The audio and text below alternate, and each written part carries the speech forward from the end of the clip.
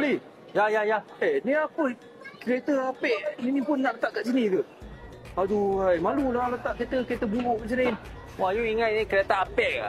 You ada duit pun tak dapat beli tau.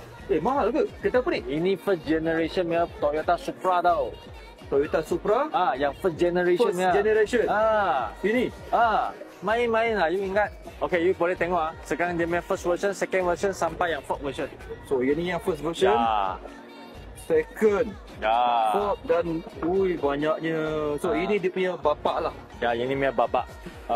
So that's why I rasa di Malaysia tinggal satu biji saja. Jangan main-main tu.